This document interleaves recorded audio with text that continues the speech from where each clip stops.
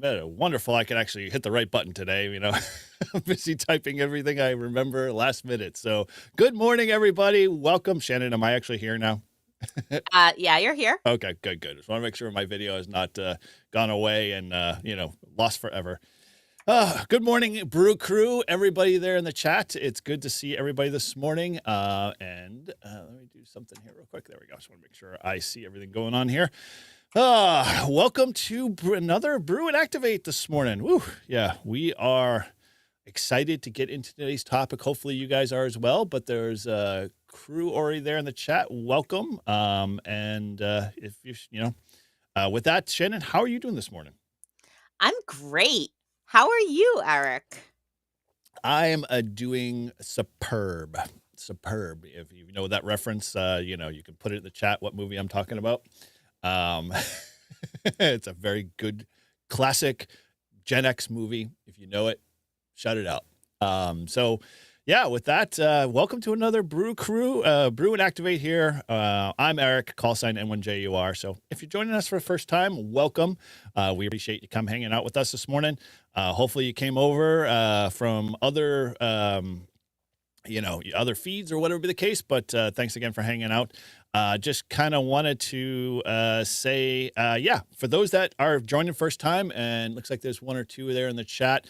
We are the Brew and Activate, and what that is, well, we love to explore, analyze, and reconstruct things about POTA, Parks on the Air.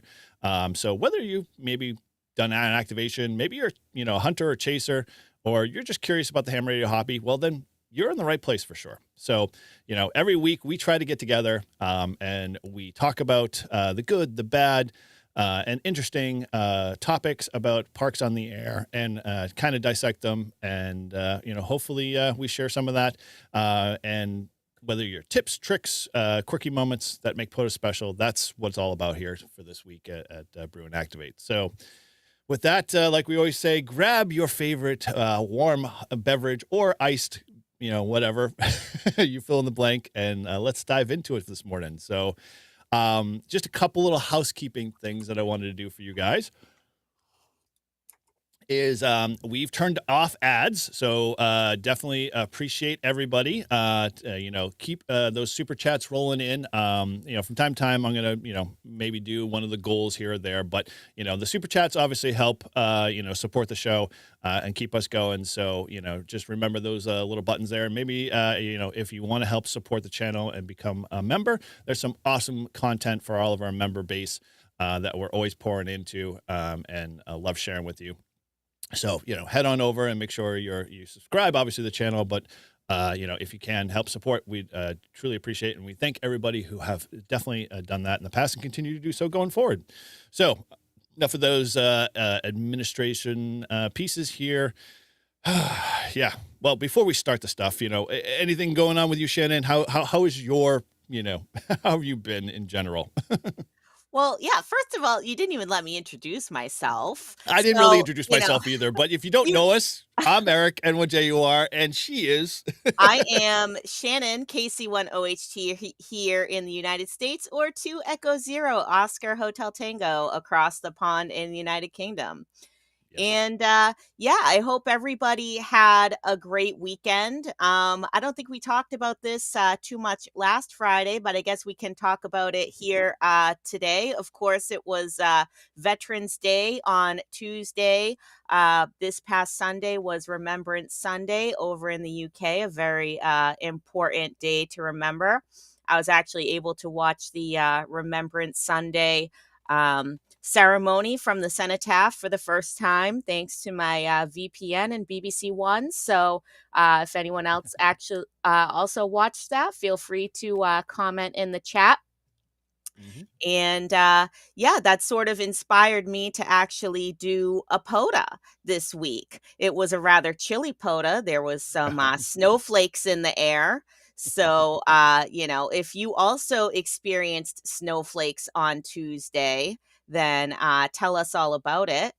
But, Wow. Yeah, yeah, definitely. as I was telling you before the show started, I went to, Minuteman National Park over there in Lexington, Concord, where there's actually a grave of some British soldiers that were, killed in the fighting there, and, I paid my respects. I was very surprised, actually. There was another British family there also paying their respects. So, after we had our little 2 minute of silence at 11 o'clock, I went back to the car and did a POTA activation. I got about 30 contacts in an hour, as far west as Oklahoma, as far south as Dominican Republic, and as far east as France. And that was all on 15 meters. Wow. Well, that's pretty impressive there, and sounds like you're once again way ahead of me again. I failed in that market space and did not get a chance to get out and do POTA's work. Has literally dragged me down to the least common denominator there, and I have not got much out to do POTA. Although I did get a chance to do some other we'll say ham related or adjacent activities there.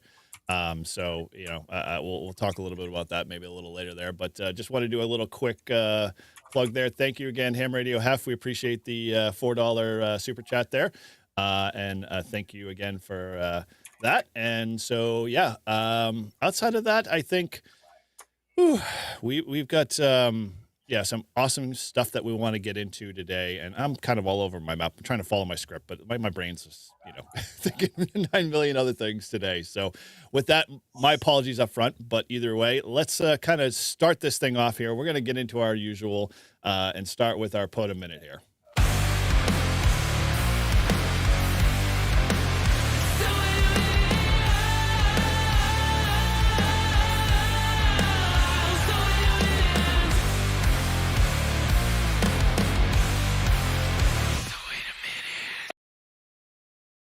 All right. Am I in the view here? Let's see. See me, Shannon, now, or am I still in the Yep. dark? Nope. Okay. You are good. Wonderful. All right. Well, this is the POTA Minute, guys. If you're new to this, new to the show, we like to take about a minute to talk about some POTA-related activity or topic or discussion. And so, if you've got a question or you're, something that's been bothering you, or maybe you've got, a general comment that you wanted to share with us, feel free to send it over to us at here for the POTA Minute, and we'll get it integrated. You can post that in our Discord. And you can also send it to me at n1jur.nh@gmail.com. And we'll make sure we dive in deep and, share that in our next episode. So this POTA Minute is kind of, we'll say, a little selfish in nature. So I wanted to share this because it's kind of been, in the back of my head for the past couple of weeks, because if you're like me, life in general has just been a little bit of a, kind of a pressure cooker here and there, on and off. And so with that, it is just basically absorbed any of my free time into, doing POTA activities or just activities in general in the ham radio space. So I've been kind of feeling a little bit down in that sense. And I want to look at it as well, how can I get better about that? How can I do something? And so, if you've been hearing over the past couple of episodes, we started a little thing called the POTA bucket list. And so if you haven't headed over there, or you're just learning about it the first time, the POTA bucket list basically is the links there in the chat. If you want to go check that out. It's a kind of group, I don't know, we'll say group, bucket list. And what it is basically it's a bunch of us that are, that are got some goals. And, maybe you're in the, POTA space and you're like, hey, I want to improve on my kit, or I want to work towards N1CC, or I'm looking for, to be able to, make 10, basically, work towards a rove, or whatever that goals, list is. You probably got that in the back of your head somewhere and thinking about oh, how can I maybe knock off one? Well, I've created this kind of as a space for me, but more so people have kind of jumped in and started adding to it. And so, what I want to do is hopefully encourage you guys, because I think, where all of the craziness that we're dealing with in life, we kind of need some outlet. And that outlet, is definitely POTA for a lot of us. And so I'm thinking, hey, let's try to build a little bit of a community here. Let's try to, share in one another's victories, encourage one another. And so that's where this bucket list kind of was born from. And with it, I'm just encouraging you guys, come join, come be a part of it, come check it out.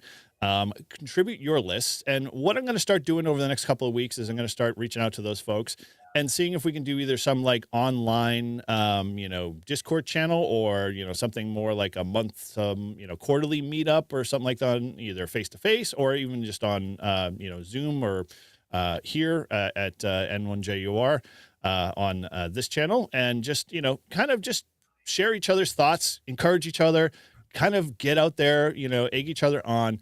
Because I needed a little bit, but I need to be able to like feel like I'm achieving something and doing something fun and doing it for, a whole bunch of reasons. So I'm hoping you guys can be a part of that. I'm hoping you guys can head on over there.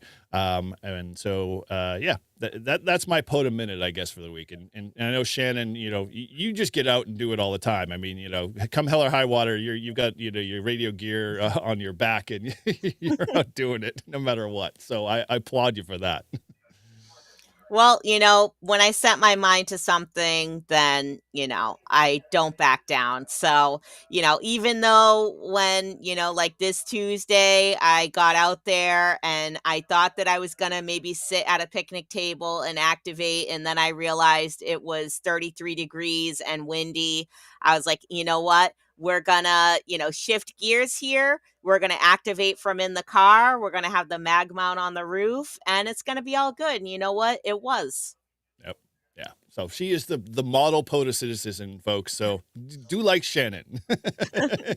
I am definitely going to have to take advantage of it. And actually, hopefully today will be one of those days that I go out and do that. So we'll see how it goes. So hopefully, check me on the spotting page. Although I think the storm, the G5 ridiculousness is all done. Is that correct, or is it coming to a near end, I think?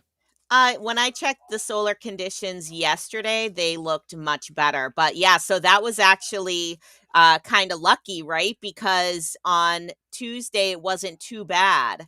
Although there was some crazy QSB. It's like stations that were down in the noise, and then 5 minutes later they were S9. So that was sort of insane.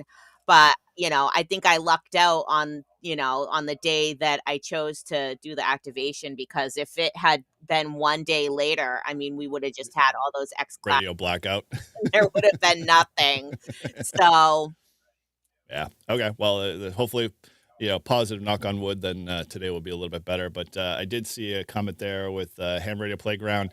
As you guys submit them, feel free to, either use the same form or email me, or post on the Discord, if you've knocked a few off your list, or one or two. I try to keep that updated as much as possible, but usually give me about like a half a day, usually when they come in, if I've got a time to update the page. It's all a little bit manual process, but, no big deal there. Definitely we'll try to keep, lockstep with you guys. So as you're banging stuff off, let me know, and we'll definitely cross it off the list. And make sure that we update that, because if you noticed, and actually we'll dive into that in a second, is the page has definitely been updated as of yesterday, and we've got a new person we've added there. So, it sounds like it's a good segue here to go right into our, little list we call the POTA bucket list. And so with that, we'd like to welcome Mexico David Zero Old Man Michael. He just posted his activation, or his bucket list, up there. So go check that out. And if you've got stuff you either want to add to yours, if you're currently listed up there, or you've knocked a few off, please email me, let me know. And we can make sure that we get that list updated. So, everybody gets an update there. So good on that. And so let's head back to multi-guest here.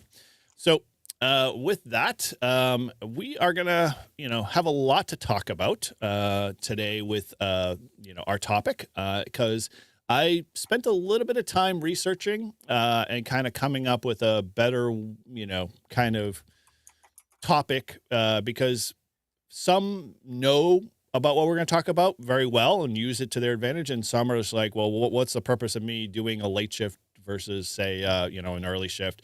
and why would I want to do one. So hopefully I've created, a pretty thorough kind of conversation that we can go into and talk a little bit more. But before we do that, Shannon, have you ever done any of those on purpose, like a late shift or an early shift, or you just kind of fell into them like myself?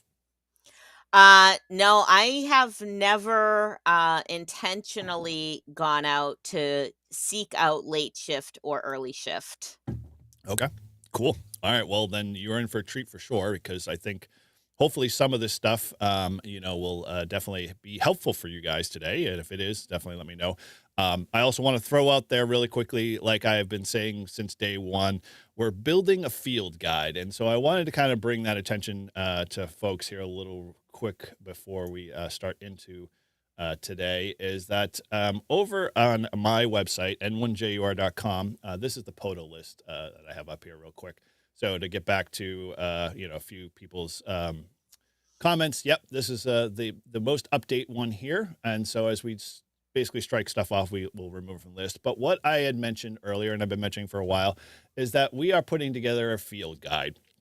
And so I'm starting to go back to my notes and formally kind of create some materials for people to download to be able to use. This is kind of just going to be a kind of a read-only approach. I'm working on building something kind of more interactive as we kind of grow this. But again, it's just all the stuff that I've talked about in past. So like this was what we're going to talk about today. When it comes to our checklist in terms of an action plan that I'll mention. But, those that were there part of our U.S. test video, here's that planning and documentation pre-checklist that was super helpful that I kind of created for folks that were looking to do a U.S. test with their own gear for the first time. And that's all available up on the website under a field guide. So we'll keep adding to that as we continue to grow this. And there's definitely stuff in the back catalog that I'm still adding to. So fear not, that stuff will definitely be there soon. And, if you get some feedback or comments on it and you want to add to it, definitely let me know and we'll keep working on, making this kind of a useful guide for all the folks in the POTA community. Because I am not going to lay claim to it. I'll house it, I'll maintain it and be the curator per se of it.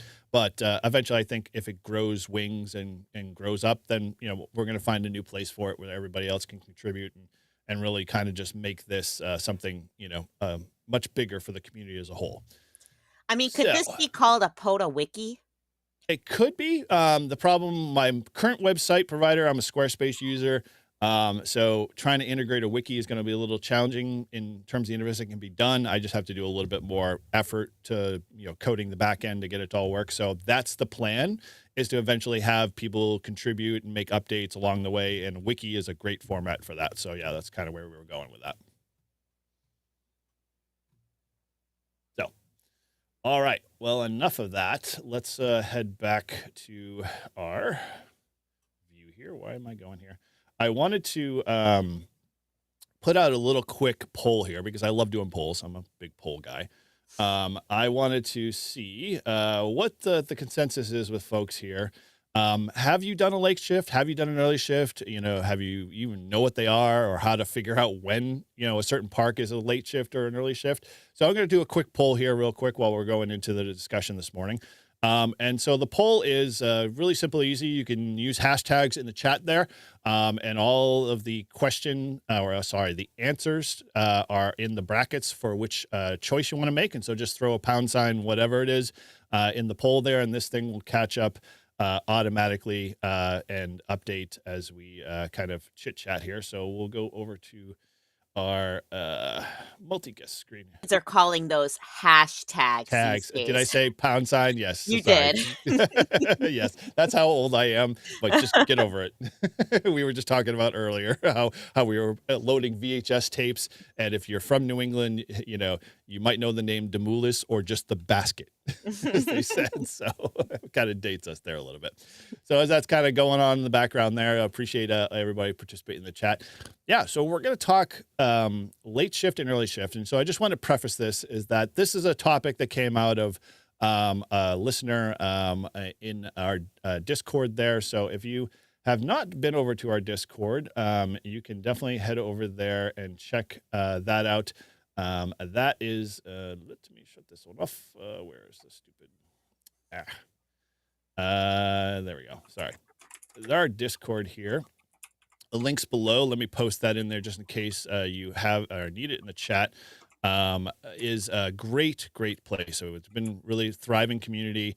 We appreciate everybody's been a part of it, and you can definitely head over to our Discord. Why my notes are just all over the map today? Shannon, you have that link now.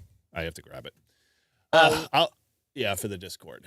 I can Okay. grab All one. right. If you can grab it. Yeah, please throw that in the chat. I should just give you a whole list of all those links so you can just add them in as we kind of go here.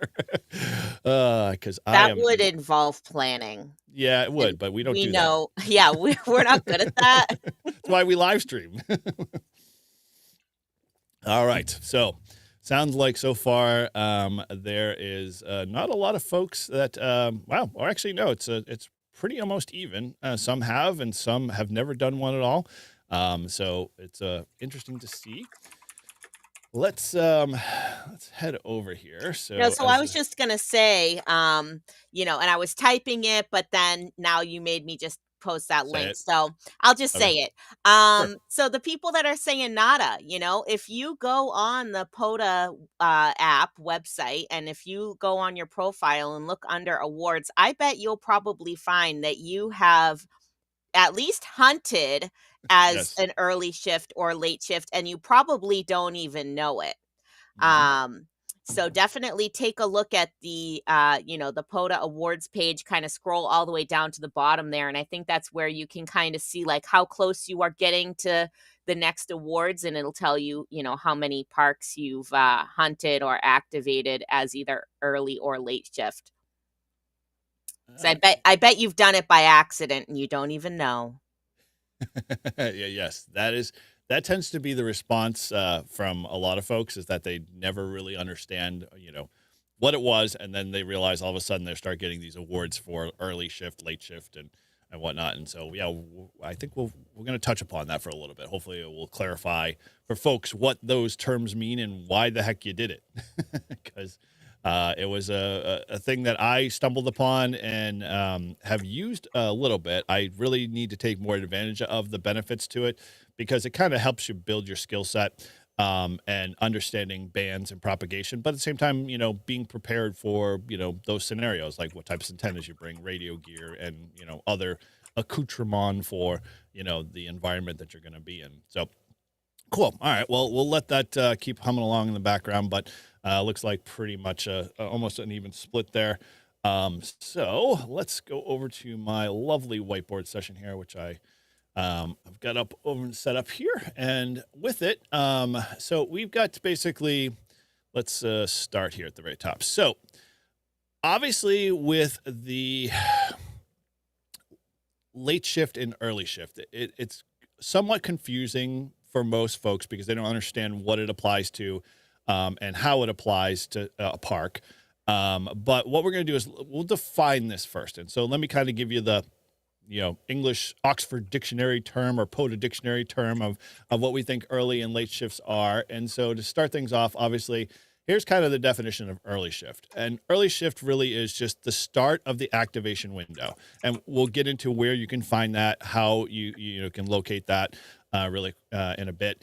But it's basically when the start of the activation begins at the park, or it's usually the local sunrise time frame of the local park at that time. It's not based off of, your time zone per se, but it's obviously when sunrise kicks in, and it usually runs up until about mid afternoon or so, a little bit after that. The other option, or the other, is your late shift.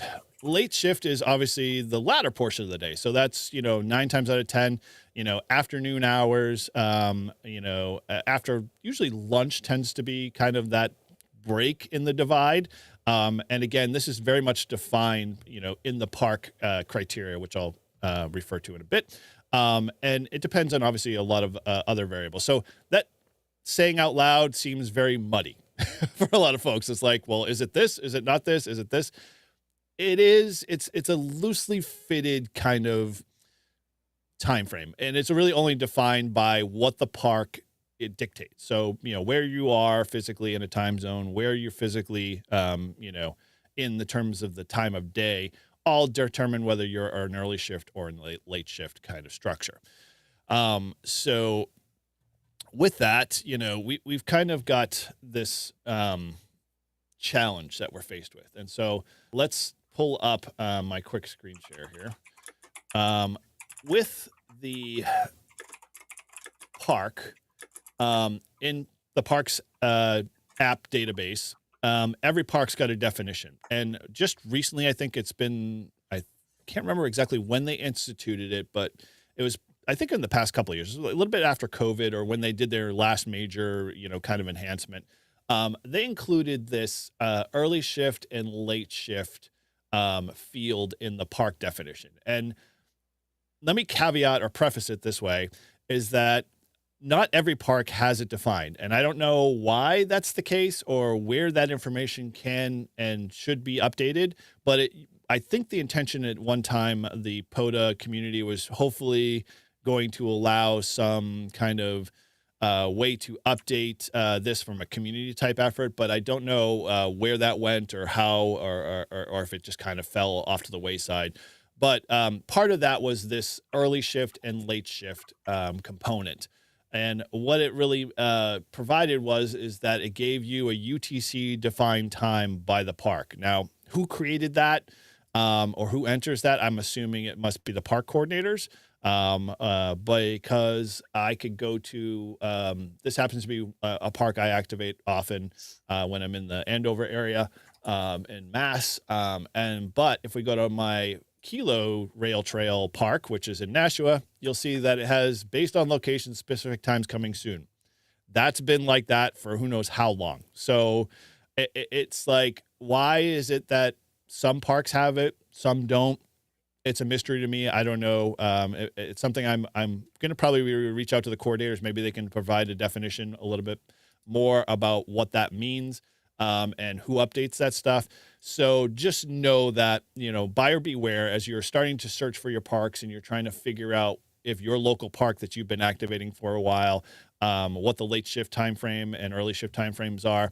They may not be defined in that, in the profile. And, we'll get that answer hopefully soon. And maybe, I'll be able to give you guys an update in a future Brew and Activate. So, just know that caveat wise is that, you might not have that information, but, using the rule definitions that I gave before, you can determine, when you do your activation or when your activation's, actually done by the logs will dictate, your early or late shift pending on the time frame that the log is noted in. And I think the system handles some of that. Because I noticed that obviously when I go to the rail trail, my awards have reflected, late shift versus early shift kind of thing. So I know they're definitely pulling that data. It just, for some reason, some parks have it, some don't, and no rhyme or reason or logic to why. All right. So let's, anything in the chat, any questions so far, Shannon, that I missed before we kind of keep plugging away? Nope. It looks like, people are just mentioning that the POTA page has solid definitions of early shift and late shift based off of UTC. So, yes, Yep. early shift and late shift is based off of UTC. I actually just did a little clicking around on the map myself on a few different parks. So, maybe Eric is going to go into this, but it does look like it may be based off of the US time zone. So, it looks like all the parks that I clicked on that were in Massachusetts and New Hampshire, the early shift started at 0700 UTC Yep. and ended at 1300 UTC. And all the late shifts started at 2300 UTC and ended at 0700 UTC. So there's only about 10 hours in between there, right? Where you're not in any kind of shift. Which is so that was always the confusing part before they even started to put this piece into a park definition is like, I can recall on my hand having conversations with Todd when we were like, are we in late shift? Are we early shift? When's that work? And then you'd have that gap that you're like, well, what is that? Like, what's the limbo? Like, where does that put me at that point? So, there was definitely I think this was an attempt to help that. And it's, one of those things that, that will hopefully improve along the way, because, having more people asking these questions will definitely help improve updating their database and their FAQs and that type of stuff. So, yeah, you're definitely right, Shannon. There is a current clear definition based off of, what they've done in the POTA docs. And so for those that might not know what we're referring to, if you actually just go up to docs here, here is their Parks on the Air database, and you can actually just search late shift here, and you'll get a slew of definitions. And so let's see, I don't see late. Yeah, they have the awards, but oh yeah, okay, so they have the definition here roughly, which if you're a first time POTA activator, you're like, what the hell am I reading? But as if you're a seasoned activator, you tend to know how to be able to deal with the nuances of, when it says 6 hour period from UTC time. Well, a lot of people work local time. So how do you do that translation? Well, you got to go figure that out. And, that'll help you along the way, because in essence, let me throw that out there. Sorry. Thank you, Ted, for that, or Todd. Sorry. Let me go grab that right now. So, Yep, I did post the link, you but did? it might not have posted as a Oh, link yeah. because I was not a Yeah, moderator, but it I looks just like added you. now I am a moderator, I so just maybe added I you. can post Yes, it please. again. Yes, like we said, we fly by the seat of our pants here, so we'll work out all the details. So, all right, back to the focus here. So, yeah, let's get off the embark page here and go back to where we were. Okay, let's just go real trail here. Okay. All right, so we kind of define what that looks like. So at least we have some foundation to work from, and that'll vary as you learn more to when you start getting out there and activating. What those timeframes look like for you, because you're going to have to take a moment every time you go out and activate, especially if you're just doing like myself, where you have only a brief sort of amount of time to activate. You're going at any time of the day, so those times of the day are going to dictate obviously whether you're in a late shift or an early shift. And a lot of times I'm not even considering when that time of the day is, except for maybe what the conditions or the propagation might be, as to what bands I might want to operate. So we're hoping with this, a little bit of an education here, that'll help you expand your scope when you're out there activating, of like, oh, well, okay, what do I want to consider when I'm doing a late shift? What do I want to consider when I'm doing an early shift? And provide you a little bit of a kind of a mental checklist that you can use to go through and understand, what the best approach is to doing, an activation, but more so a later and early shift. All right, so let's go into some of the pros and cons, because we obviously know what the definition of a late shift and early shift is. Well, like, why would I want as an activator to do one? Well, the easy approach here, and let me just pop over to the whiteboard again, is that let's kick this out of here. Is that we'll talk early shift first. And so let's talk kind of the top three when it comes to why I would want to, or what the pros are for me doing an early shift. Well, simple and kind of, high level is that, there's better availability of, rare or hard to reach parks. And I'm saying we're talking early shift. So where you might go to, a very busy active park, going very early in the day provides you less people interaction, provides you more opportunities for setups and configurations. And you're not having to worry about, if you go in the afternoon trying to find even the simple things like a parking space to be able to set up. That is always a tough thing, especially if you've got a very busy park and a park that, is a great for obviously activating. You've got lower radio noise and congestion, which is a problem if you haven't paid attention that, say you're activating from a park bench and you're on the radio and all of a sudden you hear this truck drive by and you hear their alternator whine in the back of the radio. That's, one of those things that'll get picked up a lot.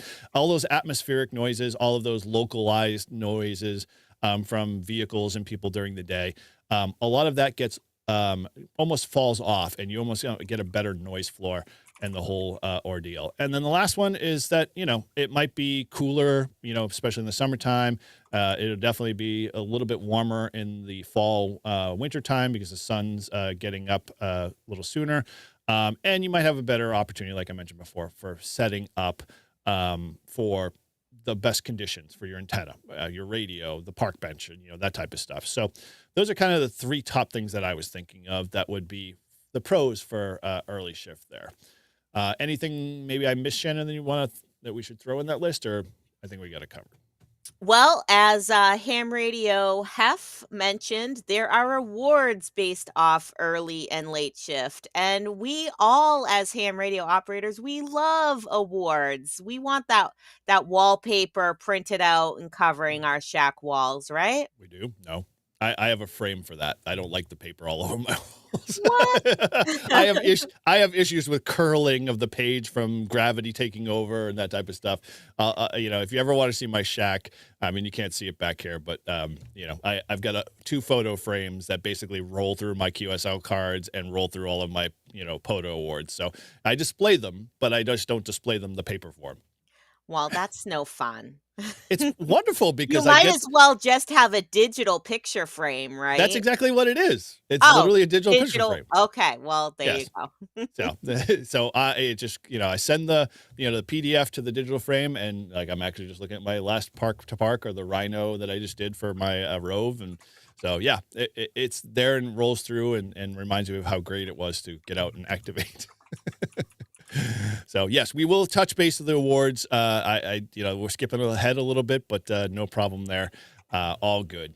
All right, so let's talk obviously the cons a little bit. So yeah, everything's got a pro, everything's got a con, but when you're talking early shifts, maybe early shifts, depending on the types of bands you like to operate or the modes you like to operate, there may be fewer contacts. It might be a little harder, or you might be just coming off of a G3, solar condition, and it's a tail end, and it still might not be fully clean, clear of the the view. You might have to deal with obviously working a little harder to make a few more contacts. Propagation. Obviously, I mentioned that with the G storms that we've had over the past couple of days. That can definitely, affect you a lot. And so you might have to plan for other modes or other methods. And, definitely in terms of doing an early shift, you are going to have to deal with certain bands not being available based off the gray line, and a number of, things like that. So this is kind of where that technical understanding comes into play a little bit more, and using that to your advantage as an activator for those bands you normally might not use. You might want to stretch yourself a little bit and try making, an attempt to use some bands that are, better suited for those, kind of late or early shifts.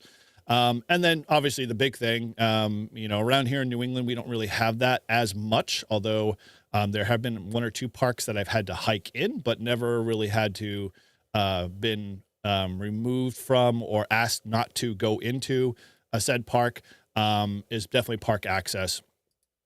It's always good, obviously, and I'll throw the caveat on, to be a good POTA citizen and not park in places that your vehicle will be towed or, block traffic or anything like that. Kind of keep that in mind as you do that. But that definitely can obviously impact how you get out there and activate. And have you run into any of those scenarios when any of those activations, Shannon, with, obviously propagation and contacts are, a thing we all deal with? Right. I mean, you definitely want to be using tools like the maximum usable frequency to check and see, what band is even going to work for where you, not only where you are, but you also want to look at where you want to talk to. And, that is just, ham radio 101, right? That doesn't just apply to parks on the air. Yep. But, Yep. if you're doing an early shift activation and the sun, especially right now, right? We're getting to be winter. The sun is not really up when, some of these early shifts start. Yep. Um, then, you want to be looking at, you're probably going to start your activation on maybe 40 meters or 80 meters, depending on the sun and the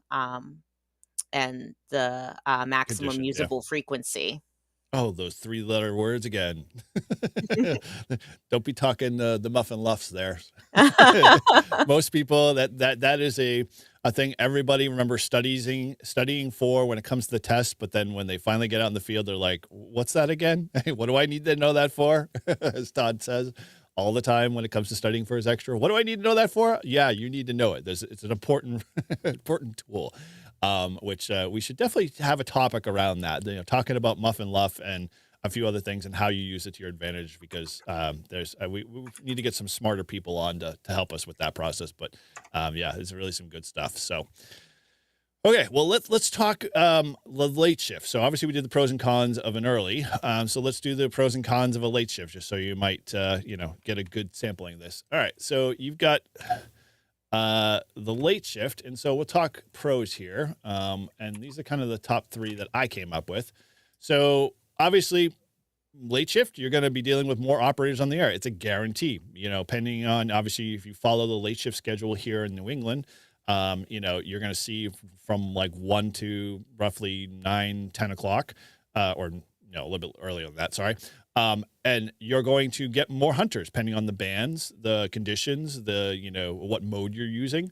It's just kind of an almost guarantee. Most people end up, it's not as popular, say, in the morning, but it also may be popular in certain areas of the world, depending on who you're working.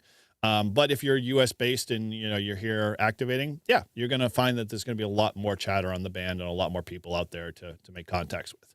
The better crowd drawing for hunters. This is definitely more of a hunter thing than it is, say, activator. But as an activator, you get the residual benefit of hunters wanting to hunt you. How many have gone up to the hunting or up to the spotting page and seen, on a given day, 40, 50, sideband activations just alone on 20, And so there's definitely a field ripe for the picking, as they say, for hunters when it comes to late shifts and being able to make contacts for those folks. And then, you've got more bands available to you in some cases during the late shift than you would say maybe in the mid-morning parts of the day, and an example of that would be like, if I'm doing an early shift, I may not have 40 available as prevalent as I might want, but 40 is going to be a lot more available in a late shift. 20 might be just coming up, or 10 might be super active already, but very inactive in the later hours of the day or more towards the evening hours. So knowing those things helps you be a better activator, both for the early and late shifts and just an overall activation itself.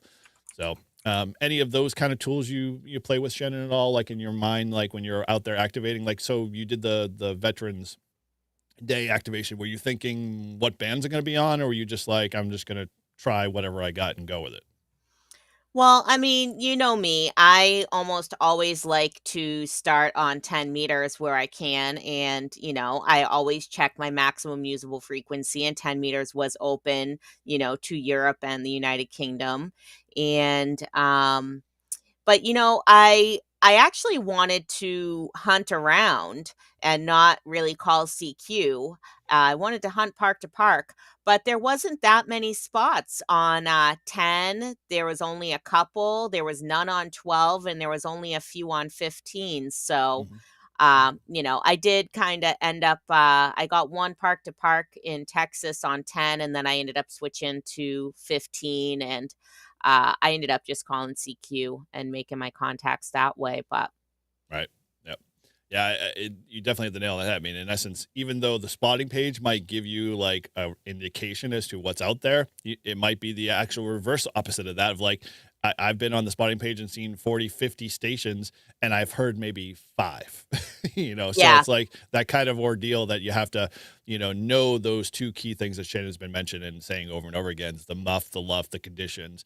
All of those things help play into where you are currently, at that moment in time versus the rest of the world and what might be going on. So Um, Well, and not only that, so, when you think about it too, Veterans Day, the day that I happen to go out to do the POTA, it's a Tuesday, right? So some mhm, people are still working. It's not a holiday for everyone, or other people may be going to other Veterans Day ceremonies. So there mhm, just might not have been that many people out there, activating on that day at that particular time. But if you say go to do an early shift or a late shift on a Friday night or a Saturday night or a Sunday morning, you may actually find that there's more people on at those times because, people tend to be not working on the weekend or, yep. um, what have you. Very much so. Yeah, 100%. Yeah, these are, I'm going to paraphrase this is that this is stuff, if you're brand new to say, a ham radio and the hobby and you're just getting into POTA, this is stuff that Shannon and I have just kind of learned by osmosis from others, but more so just as a hands-on kind of thing, that just got us to that next point of like, well, what am I missing? I need to, do XYZ to get better, to understand, exactly what Shannon just explained. So it's one of those things that don't feel like you're, if you feel like you're just like kind of lost in all this process, start somewhere, and eventually those moments in time for the education, for your education to get better is going to, occur very quickly. We both have learned this, along the way. And how long you been doing POTA? I've been doing POTA since 2023, summer of Okay. 2023.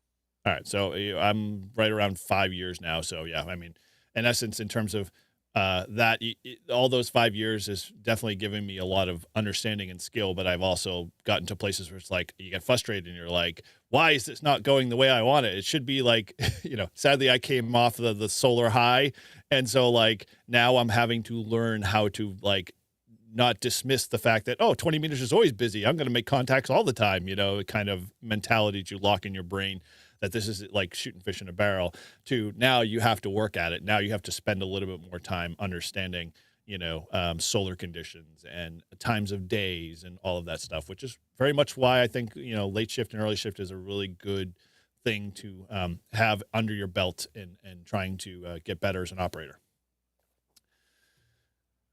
All right, so let's obviously talk about the cons to running a late shift here. The one thing that definitely, obviously, we all know well is crowding and QRM, the two words that on any given day, especially if the bands are good, 10 meters. Although 10 meters, we don't have to worry about it so much.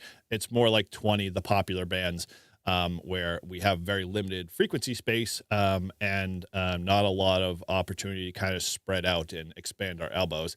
Crowding is definitely a challenge. So, like, you have, a net that's 3 kilohertz above or below, or maybe you've got a DX station from the Dominican Republic running a kilowatt and a half, 3 kilohertz down from you, and they're just overshadowing your small little 100-watt barefoot activation. That can very much affect how you perform in doing your activation, no matter what the shift is, but more so late or new. And so yeah, you have to definitely deal with that more in the evening hours, like Shannon mentioned. The people are more home, they're in front of their radios, they're doing less work and more hobby kind of focused. Logistic stress. I couldn't come up with a better way of naming this, so I kind of went the business route. There is some stress to, especially if you're a new POTA activator, managing a lot coming at you. We all, love the pile up or talk about the pile up and how great it is. But if you've never done it and you've never managed it, yeah, it can be stressful, and it can definitely be a challenge juggling your radio and your logging and your conversation with people and picking up call signs and all of that, or dealing with the stress of like, hey, you finally found this open frequency. And guess what? Another person comes on, gives them, your contact. You make a contact with them, and they go, "Oh, can you get off this frequency? We're going to be doing a net in 20 minutes." All of those kind of avenues play into it. And then on top of it, you got all the band condition issues that you have to deal with. So fading in 20 meters happens a lot from time to time. You can have a great 5.9 signal and then falls in the way below the noise floor, and you're like, what the hell happened? Where did they go? Do I get them in the log? Do I not put them in the log? And all of those stresses. Any of those scenarios kind of play out for you, Shannon? I have no idea what you're talking about. Talking about, I figured so. Yes, the right. The world I'm is busy with roses and chat right now. unicorns. Roses and unicorns. That's all Shannon does whenever she activates. There's nothing ever bad. You gotta take the good with the bad, right? And you Oh, you just, don't. when the bad happens, you just let it roll off your shoulders. That's kind of my And spoken like someone who's activated for quite a while. Yeah, so if you're not having the 3-letter word, as we all say, the word fun, then, what are you doing this for, as they say. Uh, exactly. yes, for sure. And so the last piece is where I love, and I really wanted to make this my first one, but I figured it was better at the end. Weather and comfort. I hate to be cold. I hate to be wet. I hate to be, any of those scenarios where I'm not that's taking so and zapping so much of my energy to putting that energy towards, the radio contacts and having fun and playing radio.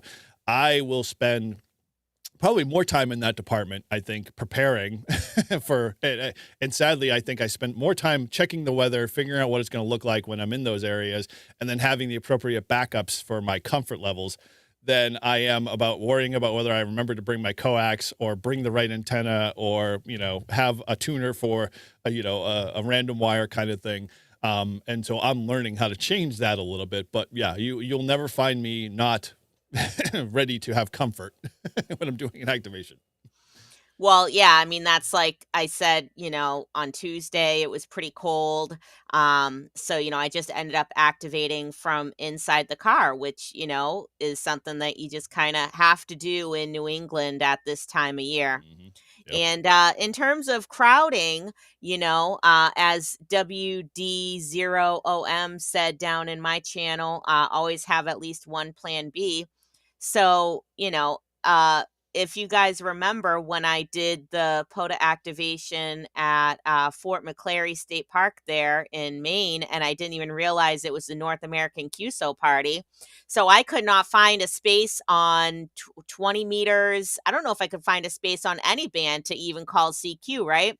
So I ended up just hunting those North American QSO party stations as POTA because don't forget, like, nobody ever has to know that you're at a POTA, right? You do not have to say CQ POTA. You do not have to give your park number. All you have to do is make contacts. So if you just start at, wherever your voice privileges start, and just scroll up the band and just give your call sign and a signal report. And if they're doing a contest, give them whatever exchange. If they need a serial number, give them number one. If they need your state, give them your state, but you don't ever have to say a word about POTA. So you can still make contacts even if you can't find a space to call CQ, even if you can't find another POTA park to contact at park to park. You can still get that activation. Yep. Yeah, and there seems to be a little chat back and forth about the one thing that when we were talking comfort was obviously comfort for yourself, but comfort for the environment you're in. I know Mike had made a comment really quickly about bugs being a pain there. Yeah, here in New England, we starting pretty much maybe May time all the way through summer. Yeah, we deal with all of those ridiculous mosquitoes, the gnats, the mayflies, all of that. And then depending on if you're in a say wildlife area, you deal with all of the marshlands critters that kind of go with that on top of it too as well. So having some of those things, are definitely useful. Thermocells, having some DEET, all of those things I usually carry with me in my truck so I can always at least go back to get it or remember to grab it out of the truck when I go on said activation. So yeah, those are definitely important things to pack too as well. Yeah, I mean, that's just basic, basic outdoor stuff, Think about what you would bring if you're going to go on a hike or what you're going to have if you're going to go camping. I definitely ran into that bug situation back. There was a fox hunt a few weeks ago. It was somewhere in Ipswich, I think. I can't remember the name of the park. I don't know if it was a POTA park or not. I don't think it was. It was Mhm. some kind of conservation land that was owned by the town. but the amount of mosquitoes there was insane. And mosquitoes just love me anyway. And I did not have any bug spray. But wearing, long pants, socks, your pants tucked into your socks to stop, ticks or Yeah. bugs. Um, long sleeve shirt, uh, you know, protects you from the sun and also, protects you from bugs as well. I mean, Shannon doesn't have the problem, but yeah, having a hat, suntan lotion, us bald guys know the issues. So Yep. all of that stuff. So yeah, definitely. That's actually probably a good topic to maybe talk about sometime in the spring when we roll around. Like, what's your POTA kit or your adjacent POTA kit look like that you have packed with you on top of just your radio gear and everything else like that. If that, something people would be interested in, we'll schedule that. But all right. So, well, okay, we kind of talked the pros and cons about some late shift, early shifts there, and definitely appreciate all of the feedback there in the chat there. So, okay, you get to the point now, like, all right, let's decide what you're going to do for your next activation, and we're going to talk practical stuff here. So, let's, these are some of the things I want to elaborate on a little bit. So, first thing first, obviously check the park hours. So like some states, BLM land, that type of stuff, they will have park rangers that will, patrol the area. So, be aware of the times being at a park. I know Todd, W1STJ, he had shared that he was doing an activation down in Missouri because he was down there for the day, and the park was after hours, and he had like at least 2 or 3 patrol cars come by and ask him what he's doing, and one of them actually at one time I think made him leave. So knowing your park hours and the local activity is important, obviously, when you're thinking about an early shift or a late shift, as we mentioned before. The one thing with an early and a late shift there that we may alluded to, maybe you didn't pick up on it, is that you're always kind of aiming for maximum contacts. I mean, obviously in an activation, you don't want to leave a park without getting at least 10 contacts, but you should also be thinking in terms of like, how can I maximize my contacts? Not with the purpose of like, contacts or bust, but how can you take advantage of conditions, the propagation, what you have for setup, the park location, whether you might be in a valley, whether you be on top of a mountain. All of those things play into how you're going to maximize your contact ratio with people, and whether you're going to be dealing with the pile up for 4 hours straight, or you're starving to get one contact every hour. I've been there, so it's always a challenge for sure in all of those goals. So check your park hours. Make sure understand the local activity. Spend a little time doing that little research. And then the next one is obviously, like, I know Shannon, this is a tough one because she just kind of goes and, she's prepared most of the case, but consider what your goals are. Like, are you just doing this because you get some spare time? Are you doing this for, you want to put this as maybe it's your first atno and you want to put this on the map for yourself?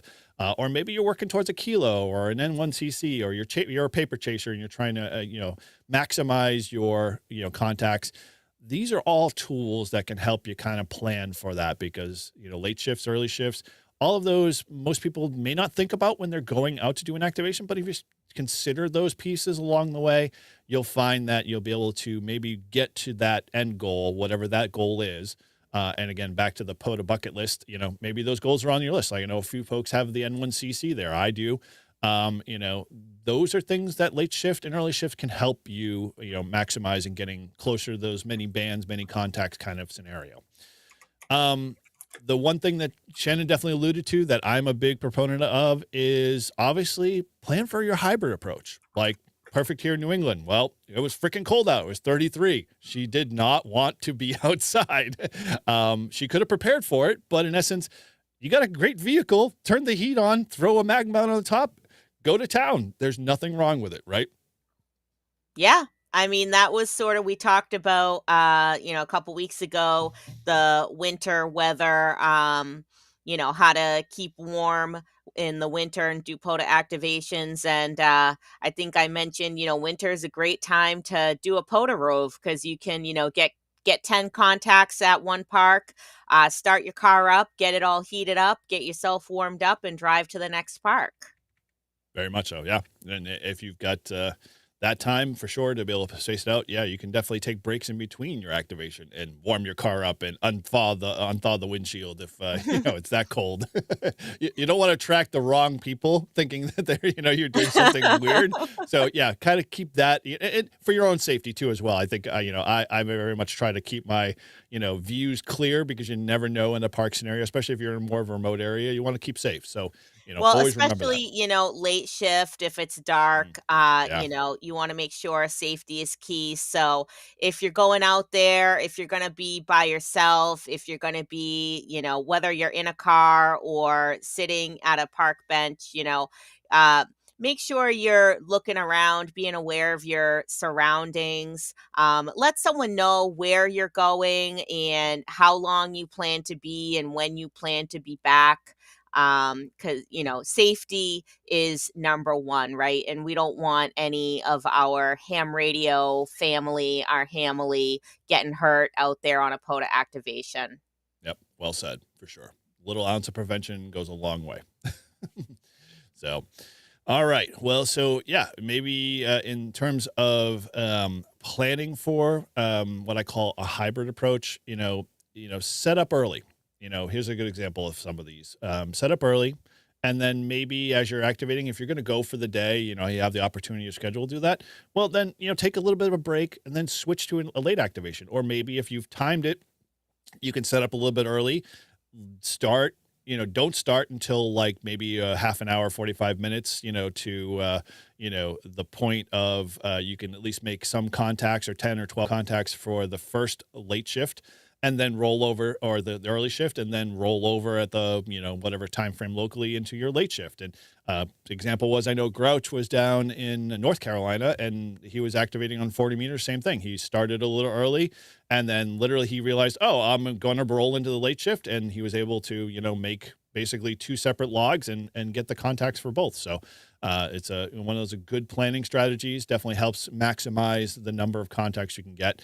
And it kind of falls into, optimizing that time to your best benefit and, not stressing yourself out. Back to that whole, like, let's try to manage your stress levels here.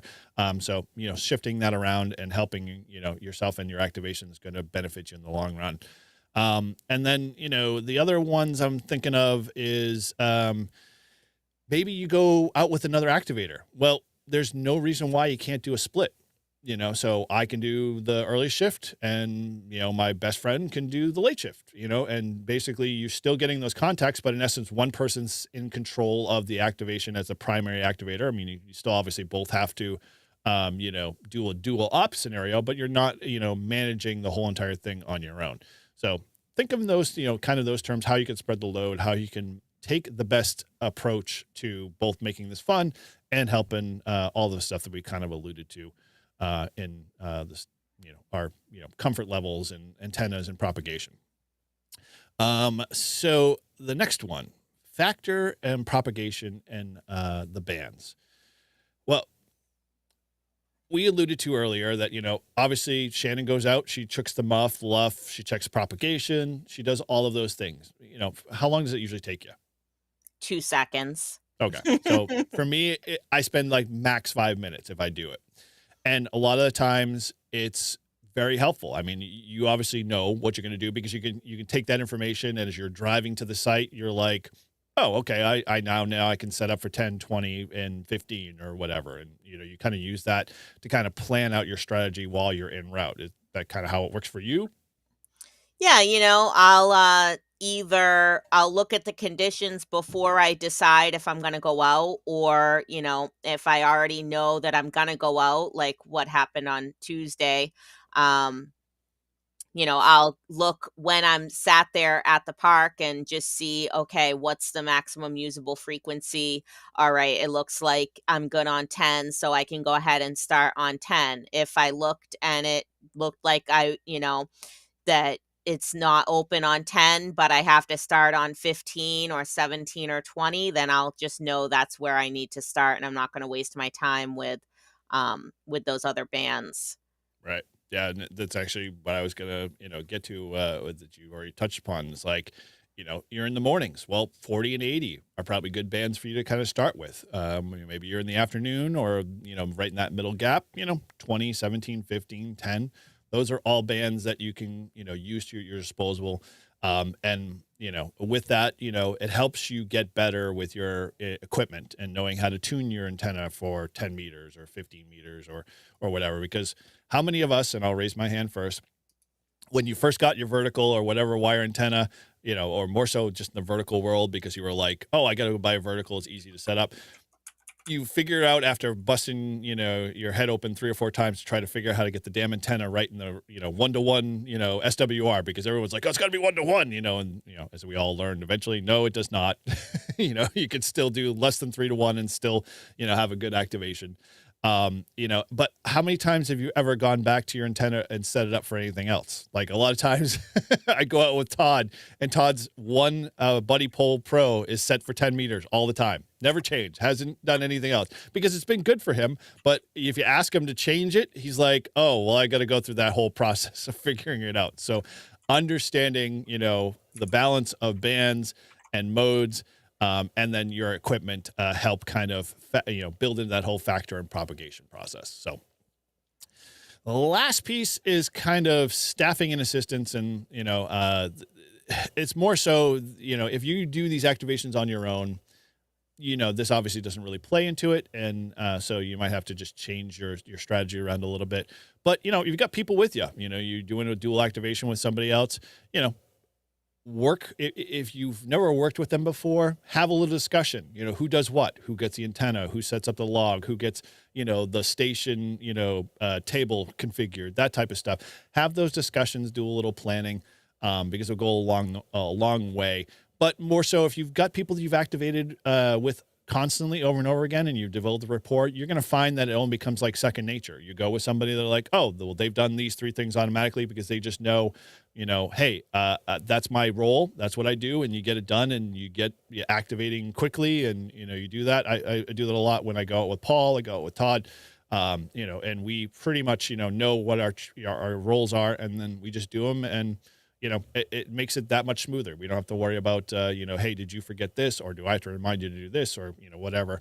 That doesn't always work when you're alone, but you can do that same strategy in building out your POTA kit, making sure you have all of those components and those little gotchas that you might need when you're out in the field because you don't have enough paracord or you don't have a weight. What do you use? Kind of that type of stuff. Well, it's all about getting into a routine, right? A POTA routine. So, like when I went out and activated with Paul, the first time he set up everything and I just stood around looking pretty basically. But, it was all his stuff. So I don't know. He has his way of doing things. But then the second time, I knew how he liked to set up the chairs and the table. So I set that stuff up, and then he set up the radio and the antenna. And then, sort of the opposite, he took down the radio and the antenna. I folded up the chairs and the table and stuff for him. But, even like when I go and do my own POTA activation, I have my routine of, first I'm going to set up the antenna. I'm going to lay out the Faraday cloth. I'm going to put the antenna on top of it. I'm going to run the coax. I'm going to set up the radio, set up the battery. And then, you kind of do the opposite when you're taking everything down, just to make sure that you don't miss anything. Yep. And, when you kind of do things the same way every time, you get faster at it too. Very much so. Yeah. More efficient for sure. Mm-hmm. Yeah, very much so. Yeah, that's I don't let Grouch, unless he's already set up in advance, which he usually does because he knows me, because I'm just like, hey, let's just go at it, because he prefers a certain antenna, he prefers his certain radio and setup, and I'm fine with it because it's more like he's welcoming me into his home, his POTA home, and it's just like, hey, just set up, you're good to go, and all I have to do is fire up my logging, and we're off to the races. So whereas Todd, it's like, it's just in that moment. And so, nothing is usually set up prior to that. And, he and I are rolling in at the same time. And it's literally, it's mass chaos, but it gets done, and it gets solved, and we're on the air, and, knock on wood, most of the time we're, making contacts. So, yeah, it's definitely interesting. So with that, it kind of, begs the question, we've obviously alluded to some tactics, but I wanted to kind of just, more solidify this a bit for folks. So, let's talk some tactics here. And so here are a few that I came up with real quick. So yeah, let's talk target windows. So say you're going to try to make this attempt going forward in your next activation. Well, think about how you want to establish that plan. Meaning, are you going to split it? Are you going to do a late and an early? An early and a late? Are you just going to do a late only? Kind of know that before you get into your park activation. Again, if you're just doing a park activation, a lot of this stuff will just kind of almost be second nature because you're not really thinking about it. But put a little thought around it, and it might actually help you optimize a little bit, on the back end when it actually comes to making contacts and making the best, use of the bands and the frequency space that you've got available to you. So, find what those windows look like, know what they are, and then how it fits into those park hours, because that's the other avenue. It's like, at least in New England, I think we've got the benefit that most of the time you can just park and walk into a park without too much effort. The national parks, I haven't had a negative experience, but a lot of times I would just be able to just go in and set up or operate from a parking lot kind of thing, and never really be bothered about the process. But, definitely knowing that hours based off of obviously the activation too. You don't want to be caught. You want to make sure that obviously if there's a sign posted on the parking lot says park is closed after 11 p.m., that you follow that sign. Don't be like showing up at 10 o'clock and expecting to stay there till midnight, 1 a.m., because probably more than likely you're not. And don't even go as far as like, hey, I'll park farther down the road in one of those inlets, because you will probably get towed. You will probably be picked up by the local police, that type of stuff. Or like my experience was, I went to do a park row, not a park row. I went to go activate Rye Beach State Park with my family, and that closed at 7, but like when my wife is like, oh, let's just go do an activation, I just want to go watch the ocean and you can go play radio. We went there. Well, Rye Beach State Park, they closed the gates and you can't get out of the facility whatsoever. There's no way to get around it because you're surrounded by 3 areas of water. So the only way is out the same way you came in. And I was like, I saw the sign, and the sign said, oh, park closes at 6 p.m. kind of thing. And I'm like, yeah, whatever. It's the middle of it's summer. No one's going to close the park gates at that time. Well, apparently it happens a lot.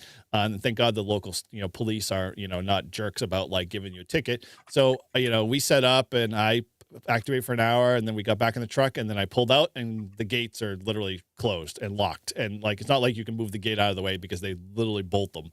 Long story short, I had to sit there, and thank God the local police were driving by. They saw me sitting at the gate on the inside. He kind of, gave me a little bit of a lecture there, but, let me off. And so pay attention to that stuff. That's what I'll throw out there for folks to give you a little bit of advice. So, Well, not just because of, you might get locked into the park, which obviously we don't want that to happen, or you might get a ticket because that's a bad day.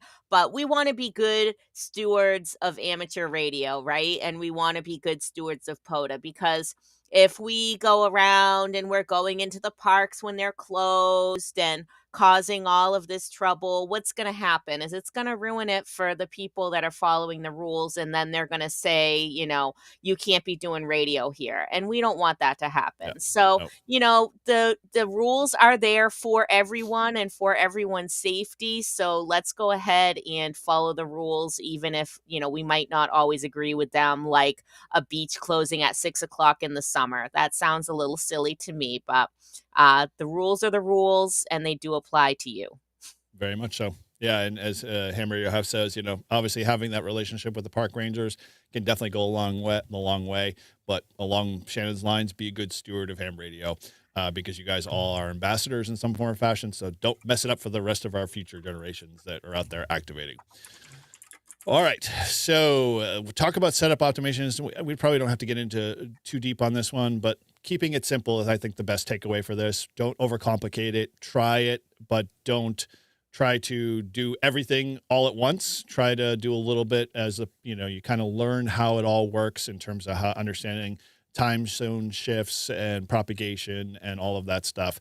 But, at the same time, use it as a way to build your equipment base, your antennas, the types of antennas you bring, the coax, all of the backup stuff, the radios, the tablets, the power, all of those things, the comfort, making sure you help build that process because I don't know about you, but I think this is kind of the new thing where 20 years ago, ham radio operators used to maximize their shacks and the biggest, the ham who dies with the most radios wins kind of approach. Well, I think the new world is, how many POTA bags do you have and how much gear do you have everywhere scattered in your vehicle for the purposes of your POTA activations? I think that's where when, most hams die, we're going to be emptying out their cars and it's going to take months to empty out their cars because they have so much stuff of gear and attachments in there, and that'll be the new ham shack kind of approach. So, just a thought.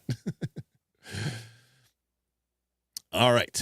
Well, so let's talk spotting and announcements. This one's a tough one. There are ways, and actually, I'll give Keith credit. AC1RH, if those folks have hunted him before, and we've had him on Live Free and Ham to talk about his Eagle Island activation. If you want to check that out, head over to Live Free and Ham. That was an awesome discussion. But spotting, he is. There are tools and methods out there that you may not know. That if, say, like you go to a park and you have poor cell service, well, there are other ways via RF that you can spot yourself outside of asking a hunter, which is the simplest way to say, hey, can you respot me? There are tools that you can send, via over RF, your spotting information. There are many ways, there are many, tool sets that are there and available. Might be worth a discussion in future Brew and Activate about what those look like and how to deal with them and, what you can do. And so that might be something to talk about. But yeah, see what those are to your advantage. Don't always assume a park always has great cell service. Exactly. And then, when you're, most people don't do this, but I'm subject to it as well. How many people have used the activation page on POTA.app? Do you even know what that is? Are you talking about how you can schedule your activation ahead of time? Yes. I Yep. do know about it. I have never used it. Okay. Now, I've used it once. Don't know if I ever got any residual good thing benefit out of it. It doesn't hurt to do it. If you're, say over on the spotting page, and we'll just head over there real quick, just so people, if you've never seen this before, let's just go to screen share real quick here. If we go over to the spots page and go to our menu here, and I gotta remember where it is. Yep, It is ham add radio. activate. Yes. Ham radio Hef says he uses it all the time, and Mike N2MAK says that he schedules ATNOs and very rare parks. That would be an atno. Okay. Come on, get with the lingo here. So let me see here. Spotting. I just need to. This click coming over. from the man that called a hashtag a pound sign. Yes, I know. So yes, so as Hef said there, you can always go over to the Parks on the Air page, click on Add Activation up the top, and you'll be presented the time frame. The challenge for me was always like, I don't always know when I'm going to do an activation, but if you've got a pretty good system and you're going to be there, you can provide a range, hours, time frame, day. And I think I don't know how far in advance you can spot this. I assume from now until, next year, if you, I guess, wanted to do that. I don't know if someone's ever done that in general, but you might be able to say, like, if you've got a POTA meetup or something like that and you wanted to post that out there, that might be useful for me. And then you can, provide your frequency. Now, it's not a guarantee. I'm going to put that out there because I've done this and I've never been able to get that frequency space because, again, no ham owns the frequency space. So, you might post it there, but when you get to the site, you might be on a different frequency. Don't sweat it. It's kind of one of those things that, like, it's an initial, hopefully people can find you kind of in the general area. So if you're going to at least start on 20, put yourself in the middle of the general band kind of thing. But, know that, and hunters know that, even though they see this, you're not going to be where you say you are because it's just almost impossible to predict kind of that scenario, with, propagation and activity and that type of stuff. So, you can definitely, use that to your advantage, and, help get the word out, especially if you're, not having, the cell service, or any ways to be able to spot or don't have a method to spot yourself live out on the spotting page there. All right, back to our whiteboard. Okay, so the other thing is that and it's not really a thing per se, but people do it. We've had a few folks post on our Discord here over at Live Free and Ham that they're going to be out in the POTA channels activating when they may not have it, or they're going to be heading out the door. That's just one way to kind of generate more interest, especially if you're looking for people to hunt you locally. Use the tools that are available to you if you can, but ultimately fear that most people, or know that most people are going to have to go hunting for you, depending on once you finally get there and activate. Last one is QSO management. This one we alluded to really quickly, and it's kind of the last one here on the list. Higher activity, band activity is going to dictate how much you make in terms of contacts. Difficult solar conditions are going to dictate how long that's going to take. And the other piece of that we didn't really allude to is, how are you dealing with log management? How quickly are you plowing through those pileups? So, are you working them to your best advantage? Are they taking longer? Are they taking less? All of the pileup is a unique animal in itself. And I would love to probably have a talk about that in the future, because I think it'd be kind of cool to see how people handle that differently. It's one of those things that, is very much, a different, it's a style thing, but it's also a management technical, it has a small little technical portion to it that I think is important. And something you have to develop is basically what I'm getting down to. A bottom line is that if you have never done a pile up, just go out and activate first, try that out. Go with somebody who has done a few activations and study them, watch them, ask questions, and then give it a shot yourself. You will not get it right 100%. Out of the gate. I fumbled, I made mistakes. I screwed up, simple things like, throwing my call sign after saying QRZ, that kind of stuff.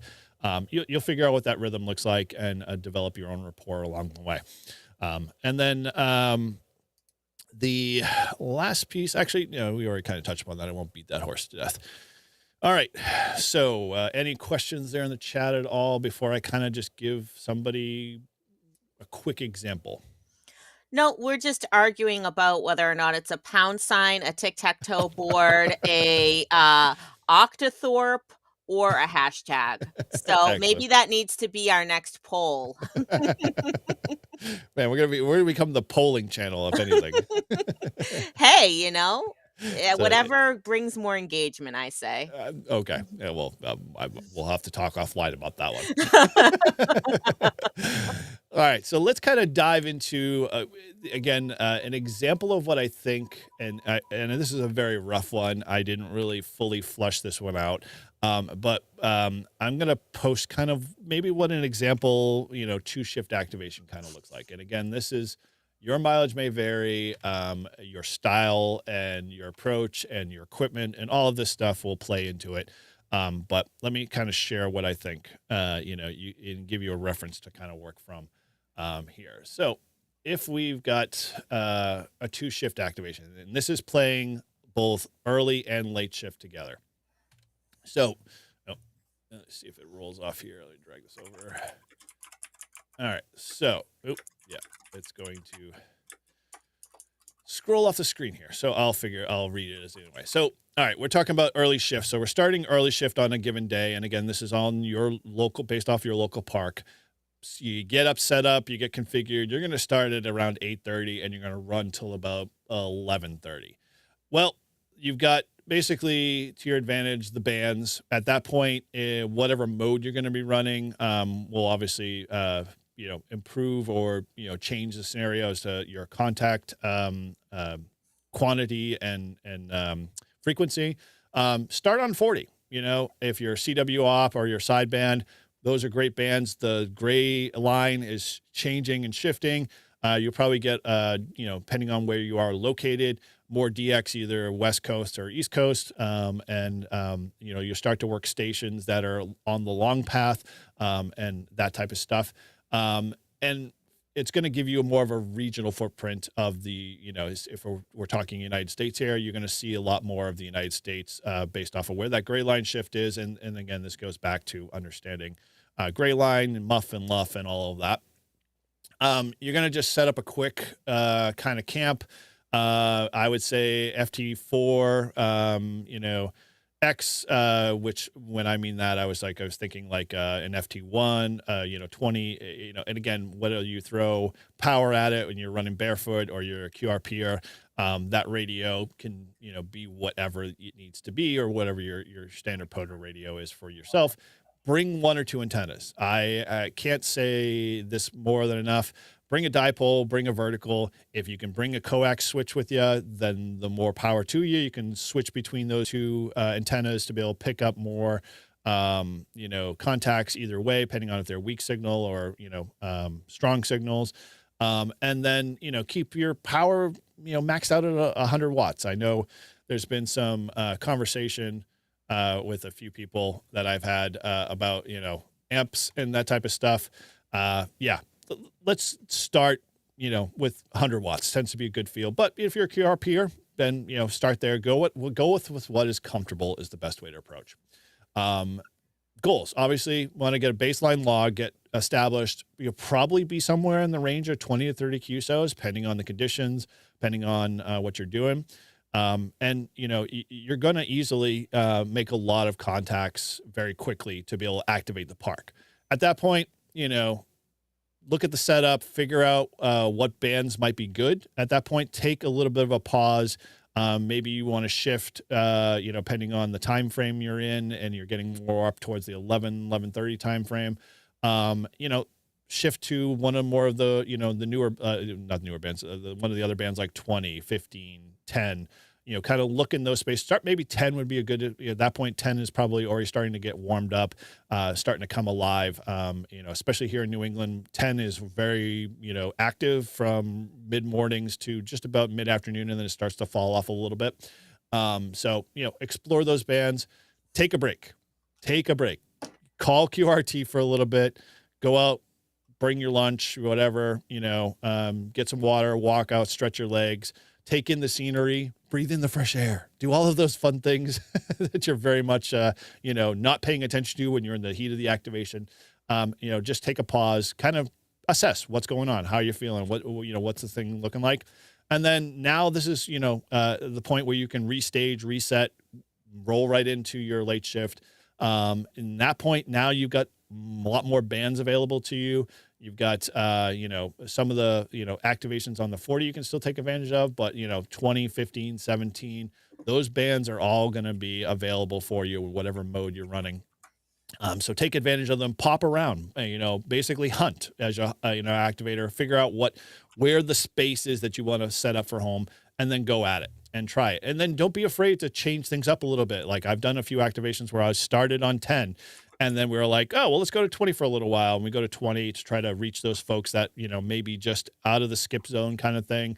And then, pop back to 17 or 10, play around with it. That's why having two antennas is important, because you can, if you have a wire antenna, you can switch to the wire antenna, and now you've already dealing with the harmonics of 15, 10, 20, that type of thing, especially if you've got like an end fed, that's set, cut to 40.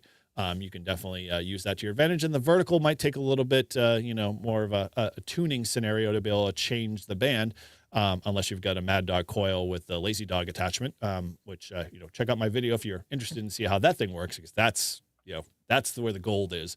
And then, from there, work on your QSO count. And this is where those QSO counts are going to change. They're going to get bigger. I don't know if the numbers here that I was thinking about was going to get to that level. There are sometimes it can. I know I've worked with talked with activators where those numbers can get really big fast, and you can maximize your park coverage. So at that point, you can start kind of playing the game for collecting grid info for your mapping and awards kind of thing if you're a paper chaser. But ultimately, the strategy that I would suggest is that you can focus on the high frequency bands that have great propagation at the time. Again, knowing all how to read that information, where to look for it. And then, be ready for the pileup, because it will come. You will become very, very proficient at managing that over time, just by experience. And then, have, people help you along the way, if you've got a partner with you to managing calls, dealing with the, hey, did you hear this kind of thing scenario, and then just have fun with it. And how does that sit with you, Shannon? Yeah, that is the main thing, is have fun with it. And, it's, definitely not unrealistic, from 8:30 to 11:30 local to be able to get, 20 to 30 QSOs, even on SSB. I mean, look at what, I just said on Tuesday, an afternoon random day during the week, I got, 30 QSOs within about an hour. So, very easily doable on, even on a off band like 15 meters. Yep. If you're on 20 meters, I mean, you could very easily have a pile up because, for some reason, those POTA people, they love 20 meters, but just like, our good friend, Oscar Echo 4 Juliet Hotel Whiskey there just said, don't forget to check 10, 12, 15. There's so much more POTA activity that is starting over in Europe and the United Kingdom. They are really looking for the North American POTA parks to add to their, hunter logs And and they're going to their be park to persistent. parks. They're going Yeah. to be persistent because they are in their night cycle at that point. So they will hang in. And I'm sure that Mike, who is in the chat, is very happy to see the mention of the 12-meter work band for Work Band Wednesday. So, Okay, sorry. I just saw someone say Live Free and Ham site's down. I don't think it is. I just was on there this morning. Let me just double check there. No, it's up for me.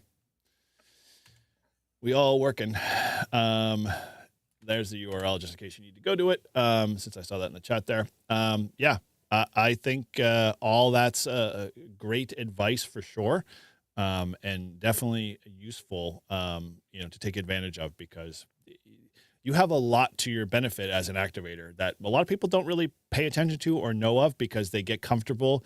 Like I refer to 20 meters as my blanket as I was a little kid. Remember how you had, as a baby, you had a blanket that was like the size of, the U.S., 50 states map. And then by the time you got to like 9 years old, it was like this big, that's kind of how we refer to 20 meters. It's like 20 meters is so huge. And then we finally get into POTA for so much that it's like we only really stay in 20 meters because it's comfortable.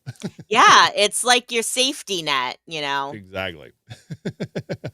So, yeah. Okay, cool. All right. Thank you, Ham Radio Hef, for letting me know that, because that site is definitely alive and well for me, at least on my end. So, all right. Last thing I just want to throw here. Obviously, that was a good example, and we'll go through this pretty quickly because I know we're running up, into some time for folks, and I'm sure people's employers are like, "What are you doing? Why aren't you doing work?"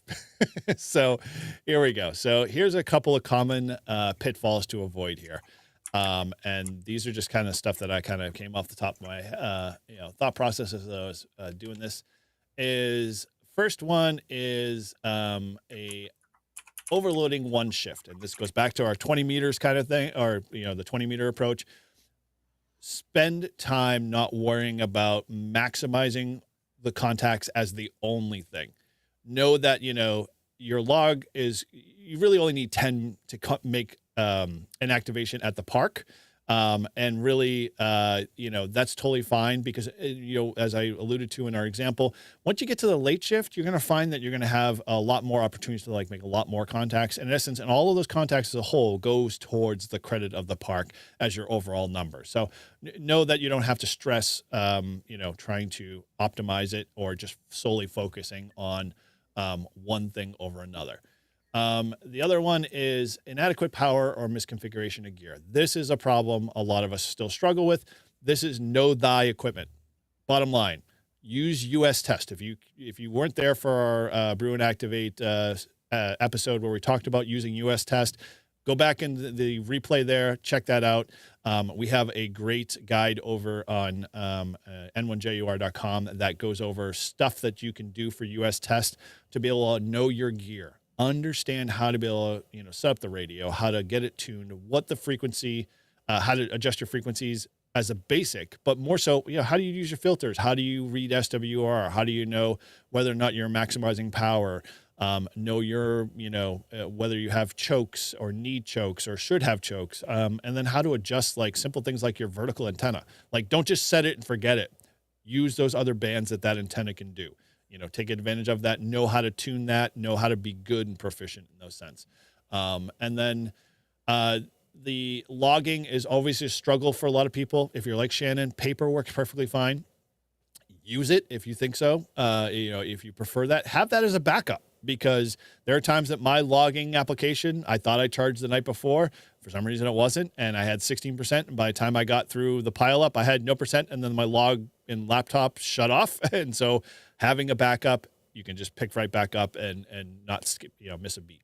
And I hate to say it, but for those of you who might be on the POTA Facebook page, I did just see a post from a ham the other day who said something like, "I'm sorry, my logger crashed on, this POTA activation, and I lost all my logs. If you contacted me, please email me and let me know the day and time so that I can, put it in or whatever." And I was just like, oh my gosh, that is a bad day. And that is, one reason why, I don't know if I will ever switch from my pen and paper log, because I don't want to be that person that, sadly loses my entire log because something crashed. Well, the something crash part tends to be software related. So we'll get into that some other future, conversation. I have been, like I said, in those scenarios where my laptop died, but the log never got lost. But I don't. One thing that really bothers me with that comment is like the activator asked the hunters to provide them information. That in my mind is like a big no-no, because the hunter's job is not to make sure that they made a contact with you. It is your job as an activator. So be better, figure that out. Have backups to your backups, and you'll be in a better scenario for it. Well, a lot of times, if you're a hunter, you might not even log I the don't log them. contact. I Now, don't. I love to log. So if I'm logging from, if I'm working from home, then I usually have QRZ open. And if I'm just making casual QSOs, I just log directly to QRZ, because I want a record of everybody that I've talked to. But yeah, I mean, so hats Yeah, off right. to that guy. I hope he I hope he was able to get enough contacts to figure out his Yeah. activation for that day. And if not, then hey, just chalk it up and learn how to move on with it. It's kind of one of those things that Yep. you don't have to keep your station log, all the time at this point, as per FCC regulations. But Roger, I'm with you. I'm a lefty. I have doctor's handwriting. Anybody who's seen my handwriting, like obviously here's an example of my handwriting. If you can actually see it, like you can't even see it. Like that's just crappy. It's horrible. Listen, So I got my paper log yeah, that right nice. Yeah, here. no. Okay, Well, but listen, being a lefty is no excuse, because yes, I it am is. also a lefty. And I was just going to type to Roger, but I'll just say it now. Nothing improves your handwriting like having to improve your handwriting. So, I highly recommend using a pencil. I use a mechanical pencil, or as they call them in the UK, a propelling pencil. That way, I don't have to worry about having a pencil sharpener on me, and it's in pencil. So if I write something not so neatly, I can erase it and kind of rewrite it. But yeah, when you're more mindful about what you're writing down, that can definitely help. No. Yeah, we'll have another story about that time and all of the nuns that, I still have indent marks on my hand from poor handwriting as a lefty. All right. Plug it away. Poor logging discipline, which we already talked about at length here. Making sure you optimize that and learning. Once again, that's another tool, learning how to do it, and then learning the backups to those tools. Last one is spot fatigue. And so this is just more so, spotting fatigue in yourself.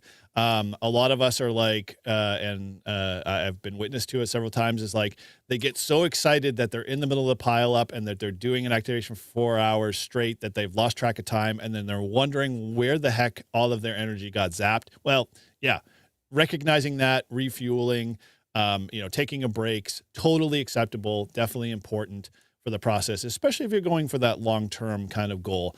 And so, yeah, and don't forget that this is not a one and done thing. This is a one and do repeat many. So learn how to be able to, as they say, POTA is a marathon, not a sprint. Although some days it feels like it's a sprint. Learn how to be able to pace yourself, learn how to be able to kind of improve your endurance, over, both a late and an early shift activation. And it'll go a long way for sure. And help hopefully minimize some of the mistakes, because if you're not paying attention to how and why you're making those mistakes, well, let's solve the mistakes problem and it will help everything else kind of get itself worked out. All right. So, so with that, that's kind of this in a nutshell. And hopefully it was helpful for you guys, because I know I learned a lot in the process of putting it all together, and very much, have learned where I can tweak the knob a little bit in terms of my activations. And I'm going to start thinking more along the lines of, how and when I'm doing my POTA activations, where they fall in the late shifts, and then paying attention that much more as to band conditions and the tools I bring with me. And you're fine. Your POTA kit, it might be 35 pounds now, but I'm sure after this episode, it's going to be 45 pounds, because you're going to be adding a few more things to that kit to help yourself in the long run. And so, yeah, with that, it's hopefully helpful. I've taken, like I said, back to this whole community effort. Shannon and I obviously love sharing our stuff and talking about POTA in general. And so I think the one thing that needs to come from that is obviously, building that community of that field guide. So I've already put that up there. It's up on n1jo.com. You can pull this down as a text file. If there's stuff I need to add to it, or you think you need to add to it, send me an email, let me know, hit us up on Discord. Again, if you need to get access to the Discord, here's the link again. I got that available. I found it.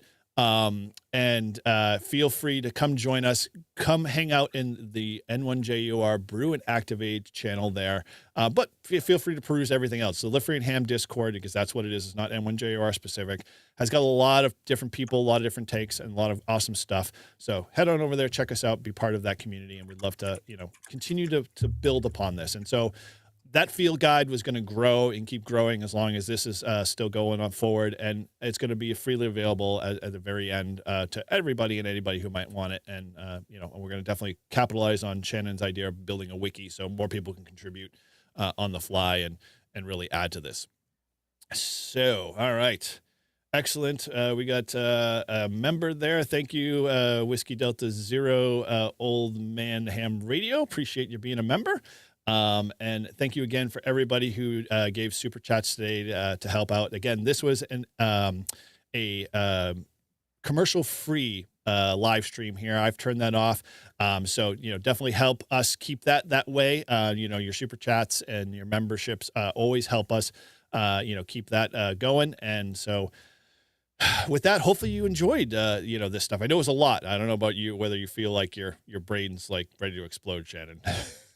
Never. No? Excellent. Good. I love it. So, we love to, keep this going. But again, thank you guys so much for tuning in to Brew and Activate today.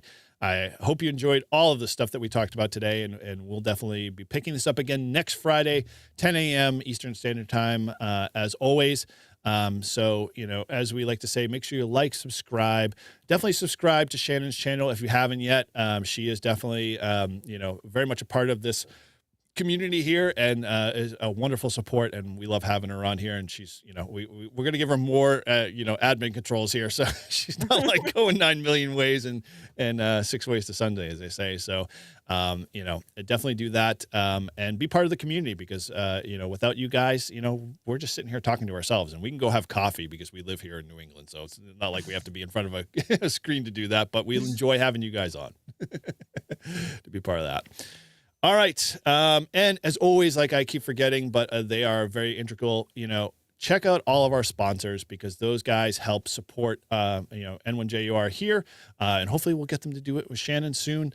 So make sure you check out Mad Dog Coils, a Reliance antenna, and spool antenna. All of the discount links are in the description below. So if you want to save a little bit of money, check those out, and go over and support them, and just let them know you heard about them on our show. And until next time, as we always say, keep your radios on, the PTT down, and POTA on, folks.